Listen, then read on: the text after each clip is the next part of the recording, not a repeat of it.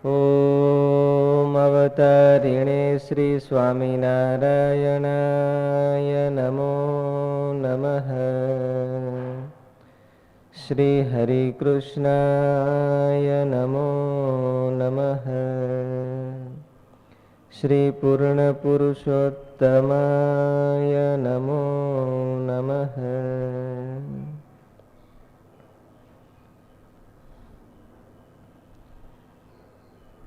મોહને ઉખેડવા મહારાજે 3 ઉપાયો કહ્યા છે. તેમાં એક આત્મનિષ્ઠા, બીજું જગતની ઉત્પત્તિ સ્થિતિ અને કાલે આપણે વાત આવી હતી ને, મોહને ઉદય થયાનું કારણ છે એ રમણીય પંચ વિષયમાં રાગ છે. પછી રમણીય પંચ વિષયમાં જે રાગ છે એ આપણે ઓલી વાત કરી હતી કે 5 વાના છે. અવિદ્યા, અસ્મિતા, રાગ, દ્વેષ અને અભિનિવેશ. એમાં મહારાજે વચ્ચેના પકડીને કીધું કે એટલે રાગ દ્વેષ પણ મોહને ઉદય થયાનું કારણ છે. રાગ અને દ્વેષ એ મોહને ઉદય થયાનું કારણ છે. એનો અર્થ એવો છે કે મધ્યને પકડ્યું એટલે મહારાજે એમ કે 5 મોહને ઉદય થયાના કારણ છે. અવિદ્યા, અસ્મિતા એટલે અહમ અને મારું, હું ને મારું, એ મોહ ને મારે કે એ જ મોહ છે. એને જ માયા કીધી છે.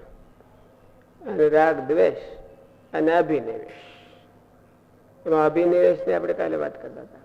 અભિનિવેશ એટલે મહારાજે છેલ્લા વચનામૃતમાં કીધું, છેલ્લા 30મા વચનામૃતમાં કીધું ને 5 વાર્તાનું અનુસંધાન. તેમાં મહારાજ છેલ્લો અને પહેલો મુદ્દો એવો કીધો એમ કે આવી રીતે જીવવું એ જીવનનો મોટો લાભ છે. જો કોઈ ભગવાનના ભજન કરતા હોય, અમારે યોગે કરીને ભજન કરતા હોય તો એ જીવવું એ મોટો લાભ છે. એમ જાણી 5 દાડા વતાડી દઈએ. અને પહેલા મુદ્દા મેં કીધું કે એટલે એનો અર્થ એવો થયો કે જીજીવિષા છે એ મોહનું કરે. જેમ ઉત્તમ પંચ વિષયમાં રાગ છે એ મોહનું કારણ છે. એટલે જીજીવિષા હોતે છેલ્લો રાગ એ છે ને 5 બાના છે એ મોહનું કારણ થયું. એમ તો હકીકતમાં મહારાજ એવું કીધું કે ઉત્તમ પંચ વિષય, પણ આ પંચ વિષયની એક આખી ગુથ્થી છે. 5 વાના હોય ત્યારે. એટલે એમાં છેલ્લો છે અભિનિવેશ. અભિનિવેશ એટલે મરણ ત્રાસ કીધું ને, લખ્યું મરણ ત્રાસ, પણ હકીકતમાં મરણ ત્રાસ તો એકનું એનું રિએક્શન છે. પણ જીજીવિષા છે એ એની ઓલી છે, મોહને ઉદય થયાનું કારણ છે. માણસને વગર કારણની જીજીવિષા હોય છે. હું જીવું એમ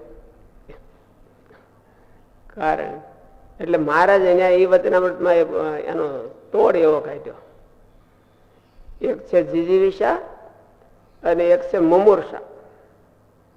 મરતો મિચ્છુ મુમૂર્ષુ હોય અને જીવિતો મિચ્છુ જીજીવિષુ.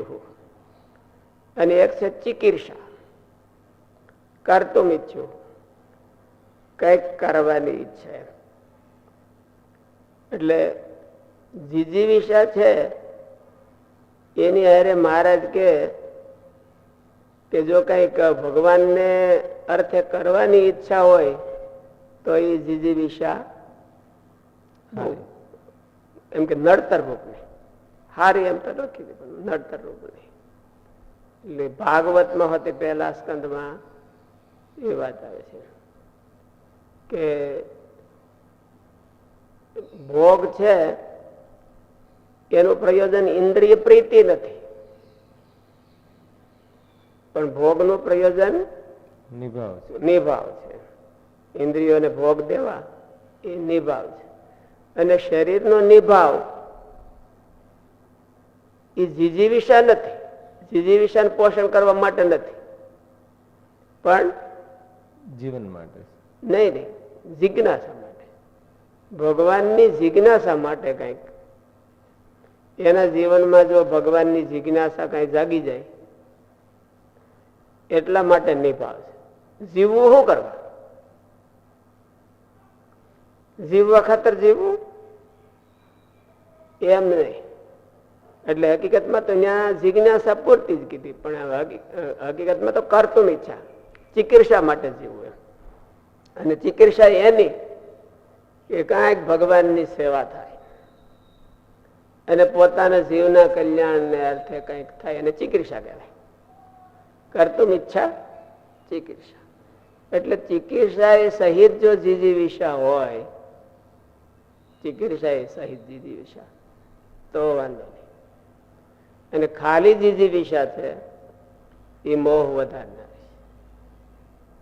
કોરી જીજીવિષા છે એ મોહ વધારે. અને જીવ પ્રાણી માત્રમાં જીજીવિષા તો એવું કીધું ને, કીડાથી માંડીને શાસ્ત્રજ્ઞ સુધી બધાને એને પ્રબળ જીજીવિષા. જીજીવિષા એ કઈ જેવી તેવી નહીં, પ્રબળ જીજીવિષા હોય કે હું વધારે જીવું, હું મરવું નહીં, હું કોઈ દી મરું નહીં, આવી જીજીવિષા. અને એ જ મોહ છે. એમાંથી છૂટવું હોય તો મુમૂર્ષુતા આવવી. જીજીવિષામાંથી તો સામે પાર કયો છે તો મુમૂર્ષુ. મહારાજ એને બેન હરખામણી કરી. મુમૂર્ષા હારી કે જીજીવિષા હારી? કઈ હારી? મુમૂર્ષા હારી કે જીજીવિષા? મુમૂર્ષાને મહારાજે વૈરાગ્યનું રૂપ આપી દીધું. એવો વૈરાગ કહેવો મહારાજ કે આ ઘડીને આ ક્ષણમાં અમારે મરવું છે, એનો વિલંબ નથી જણાતો. એ તો એમ જ જણાય છે કે આગળ. એટલે એને મુમૂર્ષા કીધી. મુમૂર્ષા અને જીજીવિષા એની બેની હરખામણી કરી મારે. હારી કઈ નિર્વાસનિક થવા માટે મુમૂર્ષા હારી. નિર્વાસનિક થવાતું હોય અને નિર્વાસનિક થઈને પણ જો ભગવાનનું કંઈક કાર્ય કરવા માટે જીજીવિષા હારી. ભગવાનનું અથવા પોતાના આત્મકલ્યાણનું કામ કરવા માટે જીજીવિષા હારી. એવું મારે શાસ્ત્રોનો મેળવો તો મુમૂર્ષા, જીજીવિષા, ચિકિત્સા. જીજીવિષા છે એ અતિ પ્રબળ મોહ છે. એને તોડવો હોય તો જીવે મુમૂર્ષા કરવી જોઈએ કે હું હવે અહીંથી છોડું. મુમૂર્ષા કરતા મહારાજ એને એવું કીધું કે જીહિર્ષા કરવી જોઈએ. મુમૂર્ષા મહારાજ એવું કીધું એટલે એમાં એવું કીધું કે છોડવાની કળા આવડવી જોઈએ. છોડવાની કળા એટલે જીહિર્ષા, અને મરવાની કળા એટલે મુમૂર્ષા, અને જીવવાની કળા એટલે જીજીવિષા. જીવવું કેમ એટલે આ બધા શબ્દોને વિચારવા દેવા છે. જીજીવિષા અને એની સામે મુમૂર્ષા, એની વચ્ચે છે ચિકિત્સા અને જીહિર્ષા. છોડવું કેમ અને કઈક કરવું કેમ, એ બેને આ બે જો હારે હોય તો જીજીવિષા અને મુમૂર્ષા સફળ થાય, ફળ આપનારી કઈક થાય. જીવને જીજીવિષા છે એ તો એકદમ કેવળ નિષ્ફળ છે. હું કરવા જેવું એવું કઈ છે નહીં, હું વધારે જીવું એટલું છે.